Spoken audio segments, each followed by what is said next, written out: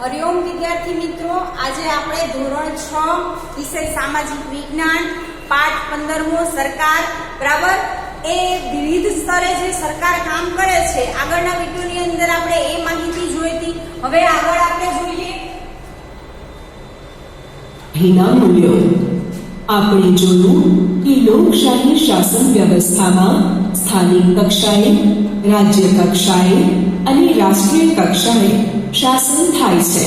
હવે સરકાર કેટલા સ્તરે કામ કરે છે, કેટલી કક્ષાએ કામ કરે છે, કોઈ પણ શબ્દ વાપર્યું હોય તો આપને ખબર જ છે કે ભાઈ સ્થાનિક સરકાર, રાજ્ય સરકાર અને રાષ્ટ્રીય સરકાર। હવે સ્થાનિક સરકાર એટલે શું? તમને એવું થાય એટલે સ્થાનિક એટલે કે આપણે જે ગામ કે વિસ્તારની અંદર રહીએ છીએ બરાબર। હવે આપણે અમદાવાદની અંદર રહીએ છીએ તો ભાઈ અમદાવાદ ખૂબ એમ કહેવાય કે મહાનગરપાલિકા આવેલી છે બરાબર, એટલે કે મોટું શહેર છે। હવે આ શહેરની અંદર અસંખ્ય ગામડાઓ આવેલા છે તો આપણે જે વિસ્તારની અંદર રહીએ છીએ, આપણે બોપલમાં રહીએ છીએ તો બોપલની અંદર શું છે ભાઈ ગ્રામ પંચાયત છે। તો એમ કે ભાઈ બોપલની અંદર સ્થાનિક સરકાર ભાઈ ગ્રામ પંચાયત જે કામ કરે બરાબર, ગ્રામ પંચાયતમાંથી જે રીતે સૂચનાને સગવડો આપવામાં આવે એને આપણે સ્થાનિક સરકાર કહી શકશું। આજુબાજુના ગામડાઓની અંદર પણ જુઓ તો ભાઈ ગ્રામ પંચાયત હોય છે બરાબર, એ ગ્રામ પંચાયતો દ્વારા જે સંચાલન વિસ્તારનું કરવામાં આવે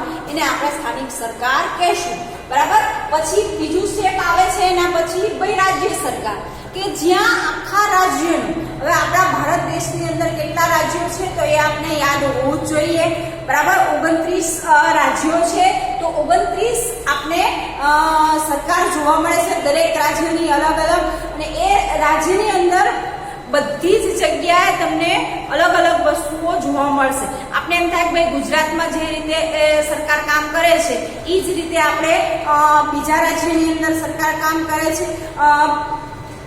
અમુક સ્તરે આપણે જોઈએ તો એની અંદર ઘણી સામ્યતા જોવા મળશે, પણ ઘણા એવા પ્રશ્નો હોય છે કે એ પ્રશ્નોની અંદર ત્યાં જે પરિસ્થિતિ હોય, જે એમ કહેવાય કે વાતાવરણ હોય, એ વાતાવરણ અનુસાર એમ કહેવાય કે એ વસ્તુની અંદર ફેરફાર આપણે જોવા મળતો હોય છે। એ શિક્ષણનો હોય, આરોગ્યનો હોય કે બીજો ગમે એ પ્રશ્ન હોય કે સુવિધા હોય તો એની અંદર એ જે પરિસ્થિતિ હોય, જે વસ્તુ હોય એના આધારે ત્યાં આપણે ફેરફાર જોવા મળે છે દરેક રાજ્યની અંદર બરાબર। પણ શાસન વ્યવસ્થા, રાજ્ય સરકાર જે રીતે કામ કરે છે એ કોને કહે છે તો ભાઈ સ્થાનિક સરકારને કહે છે બરાબર। એ કોની પાસે હિસાબ માંગે તો ભાઈ સ્થાનિક સરકાર। હવે રાજ્ય સરકાર પાસે હિસાબ કોણ માંગે તો ભાઈ રાષ્ટ્રીય સરકાર। જે આપણા ભારત દેશની રાષ્ટ્રીય સરકાર ક્યાં બેઠેલી છે આપણી તો ભાઈ દિલ્હીની અંદર। દિલ્હીની અંદર એમ કહેવાય કે કોઈ પણ માહિતી કોઈ પણ રાજ્યની એ આપણે જોતી હોય તો ભાઈ આપણે રાષ્ટ્રીય સ્તરે પણ આપણે એ માહિતી મળી જાય છે કે આખા રાષ્ટ્રનું સંચાલન ભાઈ દિલ્હીથી કરવામાં આવે છે, પણ એની અંદર એમ કહેવાય કે આ પેટા વિભાગ કરેલા છે બરાબર। આમ જોવા જઈએ તો આપણે જોઈએ કે ગામડું, શહેર પછી તમે જુઓ તો ગ્રામ પંચાયત, જિલ્લા પંચાયત બરાબર, જિલ્લા પંચાયત પછી રાજ્ય, એ રીતે રાજ્ય પછી રાષ્ટ્રીય, એ ક્રમ આખો જળવાયેલો છે અને એ એકબીજા સાથે સંકળાયેલા છે, જેના દ્વારા એકની માહિતી બીજા પાસે, બીજાની માહિતી ત્રીજા પાસે, એ રીતે ભાઈ ઉપરથી જે સૂચના આપને મળે એ રીતે એમ કહેવાય ભાઈ રાષ્ટ્રીય સ્તરથી આપણે જે વ્યવસ્થા કરવામાં આવે એ દરેક રાજ્યની અંદર એ વસ્તુ આપણે જોવા મળે છે। એ પરિસ્થિતિ અનુસાર સરકાર કામ કરતી જોઈ શકીએ છીએ। આગળ જોઈએ લોકોના જીવન ધોરણને ઊંચું લાવવા અને તેમની સુખાકારી માટે લોકશાહી શાસન વ્યવસ્થા કાર્ય કરે છે। તેમાં ભાવિ આયોજનો કરતી વખતે લોકોને કેન્દ્રમાં અને લોકોની જરૂરિયાતોને ધ્યાનમાં રાખવામાં આવે છે। લોકો પોતાની તરફેણમાં મતદાન કરે તે માટે લોકશાહી શાસકો સરકારનું સંચાલન કરે છે। લોકોની સુખાકારી, સુવિધા અને વિકાસને મહત્વ આપી બંધારણને આધારે લોકશાહીના મૂલ્યોનું જતન કરવામાં આવે છે। સૌની સમાનતા, સુરક્ષા, અને સુવિધાને માટે લોકશાહીના મૂલ્યોને ધ્યાનમાં રાખી આયોજનો અને યોજનાઓ અમલી કરી લોકશાહીના મૂલ્યોનું જતન થાય તે માટે કાર્ય થાય તે જરૂરી છે. હવે લોકશાહી શાસન વ્યવસ્થા કઈ રીતે ચાલે છે, બરાબર? મેં તમને કીધું વિવિધ યોજનાઓ, વિવિધ આપણી જે જરૂરિયાતો છે એ બધી જ સંતોષપૂર્વક થાય, બરાબર? એને આપણે લોકશાહીના મૂલ્યોનું જતન, લોકશાહી આપણા બંધારણની અંદર જે મૂલ્યો આપેલા છે એ મૂલ્યોની ધ્યાનમાં રાખી અને જે શાસન વ્યવસ્થા કરવામાં આવે, કોઈ સરકારશ્રી દ્વારા કાર્ય કરવામાં આવે, લોકોની જરૂરિયાત પ્રમાણે જે પણ સુવિધાઓ, યોજનાઓ તમે જુઓ તો અત્યારે વર્તમાનની અંદર પણ શિક્ષણની અંદર જોઈ લો કે આરોગ્યની અંદર જોઈ લો, એવા ઘણા બધા વિભાગોની અંદર ભાઈ યોજનાઓ અમલમાં મૂકવામાં આવે છે કે એનો વધારે ને વધારે લોકો લાભ ઉઠાવી શકે. અત્યારે વર્તમાનની અંદર આપણે જોઈએ છીએ કે ભાઈ પહેલા રોકડમાં આ વ્યવહાર થતો હતો, હવે એ ધીમે ધીમે બંધ થતો જાય છે, બરાબર? ઓનલાઈન કેશ દ્વારા આપણે ઘણી બધી વસ્તુઓની ખરીદી આપણે કરી શકીએ છીએ, પૈસા એક જગ્યાએથી બીજી જગ્યાએ મોકલી શકીએ છીએ. એ જે દિવસે ને દિવસે એમ કહેવાય કે આપણી સુવિધાઓની અંદર વધારો થાય છે, બરાબર? એ બધી સુવિધાઓ કોણ પૂરી પાડે છે? કે ભાઈ સરકાર, બરાબર? સરકાર દ્વારા આવી અવનવી યોજનાઓ બહાર પાડવામાં આવતી હોય છે. એની અંદર આપણે જોઈએ ખેડૂતો હોઈ શકે છે, વેપારી હોઈ શકે છે, કે ભાઈ કર્મચારી વર્ગ હોય કે વિદ્યાર્થી હોય, બરાબર? બધા જ માટે એમ કહેવાય કે બધી જ જાતની સુવિધાઓ મળી રહે એવા પ્રયત્નો સરકારશ્રી દ્વારા થતા હોય છે. આગળ જોઈએ આપણે સરકાર અને કાયદો. સરકારનું કામ કાયદા બનાવવાનું છે. આ કાયદા સૌએ માન્ય રાખવા પડે. સરકારને કામ કરવા માટે વિવિધ કાયદા મહત્વનું સ્થાન ધરાવે છે. હવે સરકારને કામ કરવું હોય તો ભાઈ એ આસાનીથી કામ કેમ કરી શકે છે, એનું પાછળનું મેઇન કારણ છે ભાઈ કાયદો. કાયદો એટલે કે ભાઈ નિયમ.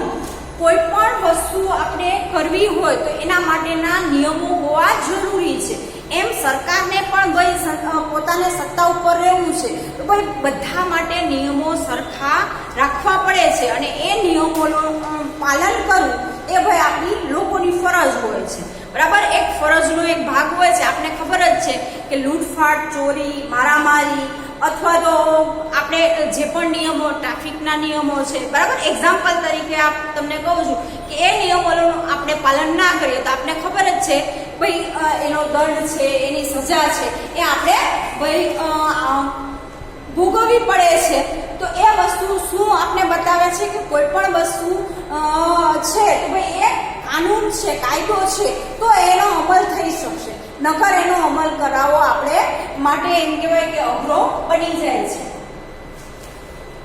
સરકાર જોડે કાયદાના અમલ સાથે તેમાં સુધારો કરવાની પણ સત્તા હોય છે. સરકારના કાયદાને લોકો પડકારી પણ શકે છે. પોતાના અધિકારો અને થયેલ અન્યાય સામે લોકો અદાલતોનો સહયોગ મેળવી શકે છે. હવે લોકોને કોઈ પણ બાબતની અંદર અન્યાય થયો હોય, બરાબર? સરકાર જે વર્તમાન હોય અને એને કોઈ એવો નિર્ણય લીધો હોય કે જેના એ નિર્ણય દ્વારા કોઈને નુકસાન થયેલું હોય તો એ નુકસાન આપણો જે હક છે એ હક આપણે ના મળી શક્યો હોય તો એના વિરુદ્ધ આપણે ભાઈ અદાલતનો સહારો લઈ ને એના વિરુદ્ધ આપણે ભાઈ કમ્પ્લેન કરી શકીએ છીએ. ને એમાં પણ આપણે એમ કહેવાય કે અદાલતનો સહારો લઈ અને એ વસ્તુ પણ સ્પષ્ટ કરી શકીએ છીએ કે ભાઈ આ વસ્તુનો અમને અન્યાય થયો છે તો ભાઈ અમને આમાં ન્યાય મળવો જોઈએ. ને આપણા લોકશાહી દેશની શાસન વ્યવસ્થાની અંદર આ પણ એમ કહેવાય કે લોકો માટે સુવિધા કરેલી જ છે કે ભાઈ લોકોને ન્યાય થયો છે તો ભાઈ તમે એ વસ્તુનો વિરોધ કરી શકો છો, અદાલતમાં જઈ શકો છો, બરાબર? અને એ ચોક્કસ આપણે સાચા હોય તો આપણે ખબર જ છે કે ભાઈ આપણે સાચા હશું તો આપણે એ વસ્તુ નો ન્યાય મળી જ જાય છે, બરાબર? આગળ જઈએ. સરકારના કાયદા કે કાર્યવાહી સંદર્ભે લોકોને લાગે કે તેનું યોગ્ય રીતે અમલીકરણ થતું નથી ત્યારે તેઓ પોતાનો અવાજ અદાલતમાં રજૂ કરે છે. જરૂર જણાય ત્યાં અદાલત સરકારને વિવિધ મુદ્દાઓ માટે સૂચન કે આદેશ કરી શકે છે. લોકશાહી શાસન વ્યવસ્થામાં અદાલતો એટલે કે ન્યાયતંત્ર મહત્વની ભૂમિકા ભજવે છે. હવે લોકશાહી શાસન વ્યવસ્થાની અંદર બરાબર કોઈ પણ નિર્ણયની અંદર અથવા તો કોઈ જે પણ નીતિ નિયમો છે એની અંદર સરકારને ફેરફાર કરવાની સત્તા હોય છે. એ ઉપરાંત આપણે એ પણ વસ્તુ કીધી છે કે લોકશાહી શાસનની વ્યવસ્થાની અંદર અદાલતનું ખૂબ જ મોટું મહત્વ છે. શું કામ કે અદાલતમાંથી આપણે ચોક્કસ પ્રકારનો ન્યાય મળી શકે છે. એ ભલે એ નાનો અમથો હોય કે ખૂબ મોટો પ્રશ્ન હોય બરાબર, એનો ન્યાય આપણે અદાલતની અંદર મેળવી શકીએ છીએ. એટલે આપણે કહી શકીએ છીએ કે ભાઈ એ લોકશાહીનું મહત્વ ધરાવે છે. ભારતીય બંધારણે ન્યાયતંત્રને સ્વતંત્ર, નિષ્પક્ષ, તટસ્થ, એકસૂત્રી વિશિષ્ટ સ્થાન બક્ષ્યું છે. હવે આપણા બંધારણે ન્યાયતંત્રને એટલે કે જે આપણી અદાલત છે એને સ્વતંત્ર રાખી છે, નિષ્પક્ષ રાખી છે અને તટસ્થ. બરાબર, આ ત્રણેય વસ્તુ એટલે કે ભાઈ સરકાર અને અદાલત એ બે વસ્તુ અલગ રાખી છે. સરકાર અદાલતના નિર્ણયમાં દખલગીરી કરતી નથી. શું કામ? ભાઈ એ સ્વતંત્ર છે, એ નિષ્પક્ષ છે. જે પણ પક્ષ હોય બરાબર, આપને ખબર જ છે કે કોઈ પણ બે પક્ષ વચ્ચે જ કાંઈ બી પ્રશ્ન હોય તો ભાઈ બે પક્ષને તકલીફ થાય હોય તો એ બે પક્ષ છે એ એમ કહેવાય કે સ્વતંત્ર રીતે અદાલતમાં જઈ શકે છે અને અદાલત એને તટસ્થતાપૂર્વક બે પક્ષને સાંભળી અને યોગ્ય નિર્ણય આપે છે એવું આપણે કહી શકીએ છીએ. શું કામ? કે આપણી અદાલત ઉપર કોઈની દાબ દબાણ ધમકી હોતી નથી. એ વર્તમાન સરકાર હોય કે પછી બીજું કોઈ હોય તો આપણી જે અદાલત છે એને સ્વતંત્ર રાખેલી હોવાથી આપણે જોઈએ છીએ કે ભાઈ આપણે નિષ્પક્ષ રીતે ન્યાય મેળવી શકીએ છીએ. ભારતીય બંધારણમાં નાગરિકોના મૂળભૂત હકોના રક્ષણ અને સામાજિક, રાજકીય અને આર્થિક સમાનતા અને ન્યાય સ્થાપવા માટે ન્યાયતંત્ર એ સ્વતંત્ર, તટસ્થ અને નિર્ભીક બનીને ન્યાય કરવાનું સુનિશ્ચિત કર્યું છે. હવે આપણા લોકોના મૂળભૂત જે હકો છે અહીંયા આપણે 6 બતાવેલા છે. સમાનતાનો હક, બીજું છે સ્વતંત્રતાનો હક, શોષણ સામેનો હક, ચોથું છે ધાર્મિક સ્વતંત્રતાનો હક, સાંસ્કૃતિક અને શૈક્ષણિક હક, છઠ્ઠું છે બંધારણીય ઇલાજનો હક. આપણે પહેલું જોઈએ સમાનતાનો હક એટલે કે કોઈ પણ જોઈએ જ્ઞાતિ લઈ લો કે ભાઈ જાતિ લઈ લો, સ્ત્રી પુરુષ છે કે બાળકો છે બરાબર, એ ઉપરાંત હિન્દુ છે મુસ્લિમ છે તો એની અંદર આપણે સમાનતા હોવી જરૂરી છે. બરાબર, તો એ વસ્તુ પણ આપણે આપેલી છે. ભાઈ આપણા બંધારણની અંદર ભાઈ બધાને સમાન હક આપેલું છે. એ ગમે એ જ્ઞાતિમાં જન્મ હોય કે સ્ત્રી હોય કે પુરુષ હોય બરાબર, તો એને સમાન હક આપેલા છે. પછી બીજું સ્વતંત્રતા. તો એ કોઈ પણ વ્યક્તિ છે બરાબર, એ ગમે એ ઉંમરની હોય તો એ સ્વતંત્ર રીતે પોતાનું વિચારી શકે છે. એના ઉપર કોઈ દાબ દબાણ કે ધમકી કરી શકતા નથી. એ આપણે સ્વતંત્રતાનો હક તરીકે ઓળખીશું. શોષણ સામેનો હક છે. કોઈ પણ વ્યક્તિનું કોઈ પણ જગ્યાએ કોઈ પણ સ્થળે શોષણ થતું હોય તો એ શોષણને આપણે અટકાવી શકીએ છીએ. બરાબર, એ જાતે પણ કરી શકીએ છીએ કે ભાઈ આ વ્યક્તિનું કામ, હવે આપણે એમ થાય શોષણ કઈ રીતે થતું હોય તો આપણે જોઈએ છીએ ઘણી જગ્યાએ કામની કલાકો વધારે હોય અને એમ કહેવાય કે એનું મહેનતાણું ઓછું આપવામાં આવતું હોય તો એ એક જાતનું આર્થિક શોષણ છે. બરાબર, તો એ વસ્તુ સામે આપણે વિરોધ કરી શકીએ છીએ. પછીનો પોઈન્ટ છે ધાર્મિક સ્વતંત્રતા. ધાર્મિક એટલે કે ભાઈ કોઈ પણ ધર્મ પાળવો એ આપણા ભારત દેશની અંદર ભાઈ છૂટ આપેલી છે. તમે હિન્દુ ધર્મ પાળો કે મુસ્લિમ ધર્મ પાળો, ક્રિશ્ચિયન ધર્મ પાળો બરાબર, તો આપણા કોઈ પણ ધર્મ પાળવાની આપણે છૂટ આપેલી છે. પછી છે સાંસ્કૃતિક અને શૈક્ષણિક. તો ભાઈ સાંસ્કૃતિક એટલે કે ભાઈ આપણે જોઈએ છીએ કે આપણે વર્ષ દરમિયાન બધા જ સાંસ્કૃતિક જેટલા પણ તહેવારો છે બરાબર, એ ઉપરાંત જે પણ વસ્તુ છે એ હળીમળીને કરીએ છીએ. એની અંદર બધા જ ભાગ લઈએ છીએ. મુસ્લિમોનો ઈદનો તહેવાર આવે તો ભાઈ હિન્દુ લોકો પણ ઉજવે છે.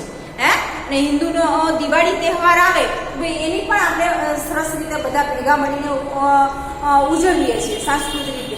અત્યારે આપણે જોઈએ તો આ પરિસ્થિતિની અંદર આપણે એ જ ચિંતા થાય છે હવે નવરાત્રી નજીક આવશે તો ભાઈ નવરાત્રીની ઉજવણી કેમ કરશું, તો આપણે જોઈએ નવરાત્રીની ઉજવણીમાં પણ બધા ભાગ લઈએ છે તો એ આપણે હક આપેલો છે. પછી છે ભાઈ શિક્ષણ મેળવવાનો. આપણી જે ઉંમર છે એ ઉંમરની અંદર આપણે શિક્ષણ મેળવવાનો હક છે બરાબર. આપણે ખબર જ છે કે 14 વર્ષની ઉંમર બરાબર 7 થી 14 વર્ષની ઉંમર સુધી તમને ફરજિયાત અને મફત શિક્ષણ આપવામાં આવે છે બરાબર. સરકારશ્રીની જેટલી પણ સરકારી શાળાઓ છે એ શાળાઓની અંદર આ રીતે શિક્ષણ આપવામાં આવે છે. શું કામ? બાળકોનો હક છે શિક્ષણ મેળવવાનો. એની અંદર પણ ભાઈ તમે જેટલું ભણવું હોય જે પ્રકારનું ભણવું હોય જે કોર્સમાં જવું હોય એની પણ આપણે પૂરતી સ્વતંત્રતા આપેલી છે ભાઈ. આપણી ઈચ્છા આપણી યોગ્યતા પ્રમાણે આપણે શિક્ષણમાં ગમે એ ક્ષેત્રમાં જઈ શકીએ છીએ. પછી બંધારણીય વ્યાજનો હક. બંધારણની અંદર આપણે બંધારણ તો લેખિત સ્વરૂપમાં મળેલું જ છે પણ એ બંધારણની અંદર જે નિયમો આપેલા છે હકો આપેલા છે એની અંદર કોઈ પણ વસ્તુ નો ફેરફાર કરવો છે. અત્યાર સુધીમાં ઘણા બધા એવા ફેરફારો થયેલા છે કે જેના કારણે કોઈ જાતિ કે કોઈ પણ વસ્તુને અસમાનતા ઊભી થતી હોય ત્યારે એ અસમાનતાને આપણે ભાઈ દૂર કરવાનો અથવા તો ભાઈ એનો ઈલાજ કરવાનો પણ હક ધરાવીએ છીએ. પછીનો ટોપિક આપણે આપેલો છે ભાઈ આપણું ન્યાયતંત્ર. ન્યાયતંત્ર એટલે કે ભાઈ અદાલત. અદાલત આપણે ખબર જ છે કે ભાઈ સ્વતંત્ર છે, તટસ્થ છે અને નિર્ભીક છે. કોઈની પણ બીક વગર એ આપણે ન્યાય આપે છે. આગળ જોઈએ. પ્રત્યેક નાગરિકને નિષ્પક્ષ, તટસ્થ અને સાચો ન્યાય આપવો એ ન્યાયતંત્રની ફરજ છે. સર્વોચ્ચ અદાલતના ચુકાદા પડકારી શકાતા નથી. પ્રવૃત્તિ. શિક્ષક શ્રી જોડેથી અદાલતના કાર્યો વિશે જાણકારી મેળવી ચર્ચા કરો. દૈનિક પત્રો કે સામયિકમાંથી સરકારને અદાલતે આપેલા સૂચન કે આદેશને લગતા સમાચાર શોધી વિગતો એકઠી કરો.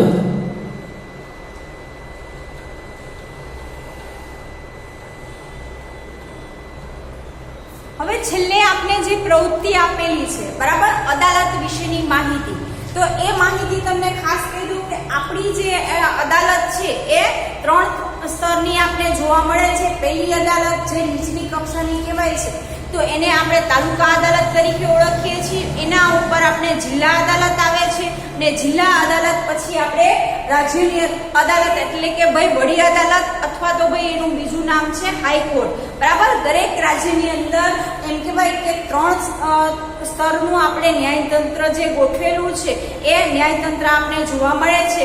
હવે આપણે ગુજરાતનું જ એક્ઝામ્પલ લઈએ તો ભાઈ અમદાવાદ શહેરની અંદર ભાઈ હાઈકોર્ટ આવેલી છે બરાબર. કોઈ પણ પ્રશ્નો હોય કે કોઈ પણ સમસ્યા હોય તો એ પેલા તાલુકા અદાલતમાં લઈ જવામાં આવે છે બરાબર. નજીવી એની એમ કહેવાય કે ઝઘડો હોય તો એના નિર્ણય માટે ભાઈ તાલુકા અદાલતમાં જઈએ છીએ. પણ જો આપણે તાલુકા અદાલતમાં ન્યાય વ્યવસ્થિત આપણે એમ થાય કે ભાઈ સંતોષકારક નથી મળ્યો તો આપણે ભાઈ જિલ્લા અદાલતમાં પણ જઈ શકીએ છીએ ને જિલ્લા અદાલતમાં પણ આપણે સંતોષ ના થયો હોય, ન્યાય ના મળ્યો હોય તો પછી આપણે રાજ્યની વડી અદાલતમાં પણ જઈ શકીએ છીએ. આપણે કોઈ પણ સ્થળેથી આપણે ન્યાય મેળવી શકીએ છીએ. આ જે ક્રમ છે એ એમ કહેવાય કે જોડવાયેલો આપણે જોવા મળે છે આપણા ન્યાયતંત્રનો. એ વસ્તુ પણ સાથે સાથે છે કે આપણું ન્યાયતંત્ર કેવું છે ભાઈ સ્વતંત્ર. એના ઉપર કોઈ પણ નિર્ભર એમ કહેવાય કે દાબ દબાણ ધમકી કોઈ કરી શકતું નથી. તો આ રીતે આ પાઠની અંદર સરકાર કઈ રીતે કામ કરે છે બરાબર. એના લોકશાહીની અંદર મૂલ્યો શું છે, સરકારના પ્રકાર તમને કીધા બરાબર. સરકાર અને કાયદાઓ કઈ રીતે કામ કરે છે એ બધી જ વ્યવસ્થાની અંદર આપણે બધા જ પોઈન્ટની ચર્ચા કરી બરાબર. એટલે આપણે વર્તમાન પરિસ્થિતિ પણ આપણે જોઈએ કે ભાઈ આપણી સરકારે આપણા છેલ્લા ઘણા સમયથી કઈ રીતે કામ કરે છે. વર્તમાન જે પરિસ્થિતિ છે તમે જુઓ છો બરાબર. અત્યારે જે બીમારી ફાટી નીકળી છે એને પહોંચી વળવા સરકારશ્રી દ્વારા અવનવા દિવસે ને દિવસે આપણે જોઈએ છીએ નિયમો આવતા જાય છે. શું કામ? ભાઈ લોકોની સગવડો અને લોકોને ઓછામાં ઓછું નુકસાન થાય એવા પ્રયત્નો કરવામાં આવે છે. શું કામ? ભાઈ આપણા માટે, લોકો માટે. આપણે એમ થાય કે ભાઈ આટલા દિવસ બંધ રાખ્યું તો એમાં આર્થિક આપણે નુકસાન થયું, એ વસ્તુ સાચી છે, પણ જો એટલા દિવસ કદાચ ચાલુ હોત તો આપણે ખબર છે કે ભાઈ શું પરિસ્થિતિ હોત ભારત દેશની. અત્યારે જે પરિસ્થિતિ છે એના કરતાં પણ ખરાબ પરિસ્થિતિનો આપણે સામનો કરવો પડે. અત્યારે તો કરીએ જ છીએ, બરાબર. બધી રીતે આપણે એમ થાય છે કે ભાઈ આપણે અત્યારે હેરાન થઈએ છીએ. તમને એમ થાય છે કે આટલા ટાઈમથી અમે સ્કૂલે નથી ગયા તો ભાઈ અમારું ભણવાનું બગડે છે, બરાબર. પણ એ વસ્તુને પણ સરકારે એમ કહેવાય કે ભાઈ તમે ઓનલાઈન શિક્ષણ આપીને એ સમસ્યાનું પણ સમાધાન આપી દીધું. ઘરે બેઠા વિદ્યાર્થીઓ ઓનલાઈન શિક્ષણ લઈને ભણી શકે છે. તો કોઈ પણ સમસ્યા હોય તો એનું આપણે સમાધાન મળી જ જાય, આપણે શોધવાનું હોય છે. તો અહીંયા સરકાર પણ આવી જેટલી પણ સમસ્યાઓ આવે છે એ સમસ્યાઓનું સમાધાન શોધી અને એને દૂર કરવાના હંમેશા પ્રયત્ન કરતી રહે છે, બરાબર. આ વસ્તુ આ પાઠની અંદર અહીંયા સુધી રાખીશું. આ પાઠના સ્વાધ્યાયની ચર્ચા આપણે આગળના વિડીયોની અંદર કરીશું. વિદ્યાર્થી મિત્રો, નમસ્તે.